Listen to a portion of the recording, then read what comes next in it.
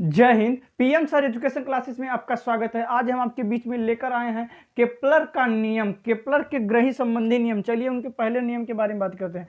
Kepler ने पहला नियम ये बताया कि जितने भी ग्रह होते हैं या सौरमंडल के सारे ग्रह सूर्य के चारों ओर दीर्घवृत्ताकार कक्षाओं में परिक्रमा करते हैं और सूर्य उनके एक फोकस पर स्थित होता है। उनके कहने का मतलब यह था जितने भी ग्रह होते हैं, टोटल जितने भी ग्रह हैं सूर्य के चारों ओर क्या दीर्घ वृत्ताकार कक्षाओं में परिक्रमा कर रहे हैं। ऐसे वो वृत्ताकार में परिक्रमा नहीं कर रहे हैं बल्कि किसी उनकी जो कक्षाएं हैं उनका जो पथ है दीर्घ वृत्ताकार में है, इस टाइप से जैसे हम आकृति यहाँ ऊपर बनाए हुए हैं, इस प्रकार उनका पथ है। और प्रत्येक ग्रह जैसे दूसरा कोई ग्रह होगा तो उसका भी ऐसे ही पथ होगा जो क्या होगा दीर्घ वृत्ताकार होगा।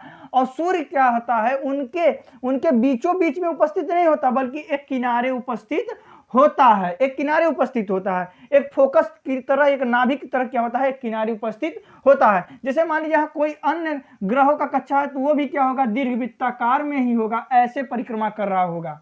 ऐसे उन्होंने ये पहला नियम था। इनका पहला नियम कक्षाओं का नियम कहलाता है, कक्षाओं का नियम, जिसे लॉ ऑफ ऑर्बिट्स कहते हैं। इंग्लिश में उसे कहते हैं लॉ ऑफ ऑर्बिट्स, हिंदी में कहते हैं कक्षाओं का नियम। दूसरे नियम की बातें करते हैं। दूसरा नियम उन्होंने ये बताया कि सूर्य से किसी ग्रह को मिलाने वाली रेखा समान समय अंतरालों में समान क्षेत्रफल को पार करती है, मतलब क्षेत्रीय चाल उनका नियत रहता है। देखिए पहला नियम क्या है, प्रत्येक ग्रह सूर्य के चारों ओर दीर्घवृत्ताकार कक्षाओं में परिक्रमा करते हैं और सूर्य उनका एक किनारे पर उपस्थित होता है। इसे कक्षाओं का नियम कहते हैं। इसे क्या कहते हैं कक्षाओं का नियम। प्रथम नियम की बात करें इसे कक्षाओं का नियम कहते हैं, इंग्लिश में लॉ ऑफ ऑर्बिट्स भी कहते हैं। और दूसरा नियम ये था प्रत्येक ग्रह को सूर्य से मिलाने वाली रेखा, ओके, प्रत्येक ग्रह को सूर्य से मिलाने वाली रेखा समान समय अंतरालों में समान क्षेत्रफल को पार करती है, यथार्थ क्षेत्रीय चाल नियत रहते हैं। कहने का उनके मतलब यह था कि देखिए मान लीजिए यहाँ ग्रह है, सॉरी यहाँ सूर्य है और वो कोई मान लीजिए कोई ग्रह मान लेते हैं पृथ्वी, पृथ्वी पहले मान लीजिए यहाँ पे थी और एक महीने में पहुंच जाती है यहाँ पे। तो यहाँ से हम सूर्य से पृथ्वी को पहले जहाँ थी वहाँ एक रेखा मिलाते हैं और एक रेखा कहाँ मिलाते हैं जहाँ अभी पहुँच गई है एक महीने में। तो एक महीने में जितना पहुंची है तो ये क्षेत्रफल को कवर की है या क्षेत्रफल को पार की है तो वो हर महीने उतना ही क्षेत्रफल को पार करेगी। दूसरे रूल उनका नियम यही था कि अगर एक महीने में जितना क्षेत्रफल, एक महीने में इतना क्षेत्रफल कवर की है तो हर महीने में उतना ही क्षेत्रफल कवर करेगी। अगर मान लीजिए एक महीने में 50 लाख वर्ग किलोमीटर क्षेत्रफल पार की है तो उस दूसरे महीने में भी 50 लाख वर्ग किलोमीटर क्षेत्रफल को पार करेगी, तीसरे महीने में भी 50 लाख वर्ग क्षेत्रफल को पार करेगी। लेकिन कुछ वैज्ञानिक होशियार थे, उन्होंने पूछ लिया कि मान लीजिए पृथ्वी पहले अगर यहां आ जाएगी, मान लीजिए इस समय पृथ्वी जैसे इस समय यहां पहुंचाएगी तो उसके बाद क्या होता है पृथ्वी यहां से यहां पे जाएगी तो हम यहां से एक रेखा इसको मिला देंगे तो ये क्षेत्रफल कम दिख रहा है, ये बहुत बड़ा क्षेत्रफल दिख रहा है और ये बहुत कम ही क्षेत्रफल दिख रहा है। तब उन्होंने बताया कि मेरा रूल गलत नहीं है, मेरा रूल गलत नहीं है, बल्कि जब पृथ्वी सूर्य के पास आती है तो उसकी वेलोसिटी में परिवर्तन हो जाता है, यानी बड़ी तेजी से भागने लगती है। यानी देखिए जब पृथ्वी सूर्य के पास आएगी उसकी स्पीड में परिवर्तन हो जाएगा, यानी बहुत तेजी से परिक्रमा करेगी। जब सूर्य से दूर जाएगी पृथ्वी बहुत धीमी गति से परिक्रमा करती है, यानी सूर्य के पास आई तो बहुत तेजी से परिक्रमा की और सूर्य के दूर गई तो बहुत धीमे से परिक्रमा करती है।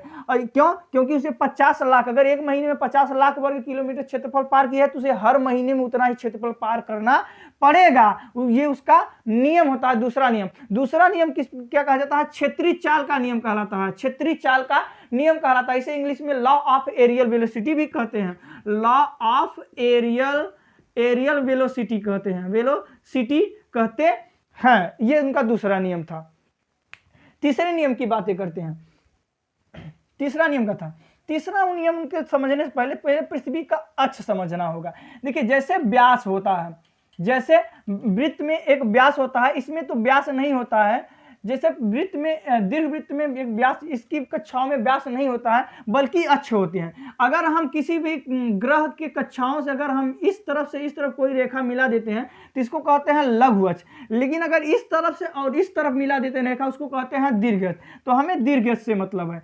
जैसे व्यास भी दो त्रिज्याओं को जोड़ने पर क्या होता है व्यास, उसी प्रकार इसका टोटल मान होता है 2a, जो क्या होता है पूरा दीर्घ अक्ष को बताता है कि पूरा दीर्घ अक्ष कितना होता है 2a मान लेते हैं। और उसका मान लीजिए जब 2a दीर्घ अक्ष है तो अर्ध अक्ष हमारा कितना हो जाएगा a, यानी देखिए ये पूरा टोटल 2a है, पूरा टोटल क्या है 2a है। लेकिन अगर इसके केंद्र से यहां मान लेते हैं तो आधा इसका क्या हो जाएगा a और आधा क्या हो जाएगा a, तो a को जोड़ के यानी पूरा को जोड़कर ही हमारा क्या आया है 2a।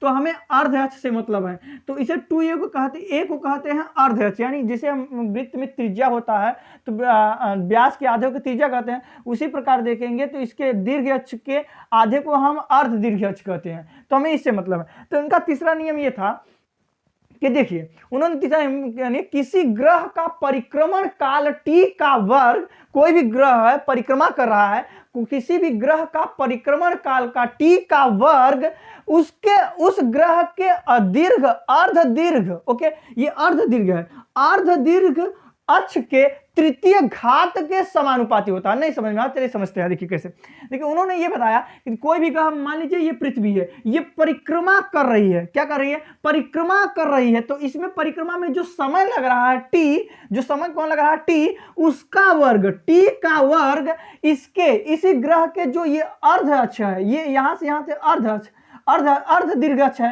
अर्ध दीर्घ अक्ष के तृतीय घात यानी क्यूब के तृतीय घात क्यूब के क्या होती है समानुपाती होता है। इनका मतलब यह था अगर उनके समय में आप स्क्वायर में बढ़ाएंगे तो उसके इसके दीर्घ अक्ष में कितने में वृद्धि होगी, देखेंगे क्यूब में वृद्धि होगी। अगर इसको क्यूब में बढ़ाएंगे तो किसमें बढ़ेगा, समय के t के वर्ग में बढ़ेगा। उनके कहने का मतलब यह था अगर हमें किसी भी ग्रह का पथ बता दे, वो किस पथ पर परिक्रमा कर रहा है, तो हम समय में बता देंगे कितने समय में वो एक परिक्रमा कर लेगा। जैसे देखिए अगर आपके पृथ्वी का या किसी भी ग्रह का अर्ध अक्ष पता हो जाए या पूरा अक्ष पता हो जाए, पूरा दीर्घ अक्ष पता हो जाए, ये जो टोटल दीर्घ अक्ष है तो पता हो जाए, तो आप ये बता सकते हैं कितने समय में वो ग्रह एक परिक्रमा करेगा। उनके कहने का मतलब देखिए अगर आपको यहां से यहां तक की पूरा इनका दीर्घ अक्ष मान लेते हैं, ये पृथ्वी का 8 मीटर है, कितना है 8 मीटर, तो अगर 8 मीटर है तो उसका अर्ध अक्ष कितना हो जाएगा 4 मीटर, 4 होंगे, यानी एक बराबर कितना आएगा 4 मीटर, यानी एक हमारा कितना आएगा 4 मीटर। तो अगर हम यहाँ 4 मीटर रख देते हैं तो टी स्क्वायर के समानुपाती हो जाता है। अगर 4 यहाँ हम रख दें तो ये हो जाता है क्यूब, तो जो इसको कितना हो जाएगा 4 चौका 16 चौका 64 हो जाएगा, जो क्या होगा टी के स्क्वायर के समानुपाती कितना हो जाएगा 64। अगर दोनों का वर्ग कर देंगे हम तो टी का मान कितना आएगा आपका समानुपाती कितना 8। तो अगर ये मीटर में लिए थे तो कितने में आएगा सेकेंड में, अगर हम उसको लिए होते किलोमीटर में तो आता घंटे में। यथार्थ किसी भी ग्रह का अगर 8 मीटर उसका दीर्घ अक्ष है तो वो 8 सेकेंड में परिक्रमा कर लेगा। ऐसे भी जैसे आप पृथ्वी 365 दिन में, तो 365 दिन में कितने घंटे होते हैं यहां लिख देना है, तब आपको अब इसको सॉल्व कर देंगे तब आपको ऑटोमेटिक पता चल जाएगा कि उसका दीर्घ अक्ष कितना है या अर्ध अक्ष कितना है, आप ऑटोमेटिक प्राप्त कर सकते हैं। यह नियम जो था, इस नियम को कहा जाता है परिक्रमण काल का नियम, परिक्रमण काल का नियम, इसे परिक्रमण काल का नियम कहते हैं। ये तीसरा नियम कौन सा, परिक्रमण काल का नियम कहलाता है। इसे लॉ ऑफ परिक्रमण पीरियड्स कहते हैं, पीरियड्स। इसे देखिए एक बार फिर समझ लिए, केपलर का प्रथम नियम किससे आधारित है, कक्षाओं के नियम से आधारित है। यानी कि उन्होंने बताया कि प्रत्येक ग्रह सूर्य के चारों ओर दीर्घवृत्ताकार कक्षाओं में परिक्रमा करते हैं और सूर्य उनके एक किनारे पर उपस्थित होता है। दूसरा नियम क्या था कि समान समय अंतराल, सूर्य से मिलाने वाली रेखा समान समय अंतरालों में समान क्षेत्रफल को पार करेगी। अगर वो एक महीने में 50 लाख वर्ग किलोमीटर क्षेत्रफल को तय करती है तो वो हर महीने 50 लाख वर्ग किलोमीटर क्षेत्रफल ही पार करेगी। लेकिन जब सूर्य के पास आएगी उसकी स्पीड बढ़ जाएगी, क्योंकि उसको 50 लाख वर्ग किलोमीटर ही क्षेत्रफल तय करना होता है। अगर दूर जाएगी तो उसकी स्पीड क्या हो जाती है, घट जाती है। और तीसरा नियम क्या था, तीसरा नियम यह था कि किसी ग्रह का परिक्रमण काल t का वर्ग उस ग्रह के अर्ध दीर्घ अक्ष के तृतीय घात के समानुपाती होता है। अगर कोई डाउट्स रहा हो तो कमेंट्स कर सकते हैं। ओके, कमेंट कर दें, और वीडियो अच्छा लगा हो तो लाइक कर दें, वीडियो को शेयर कर दें, चैनल पर नए हो तो सब्सक्राइब जरूर कर देंगे। जय हिंद।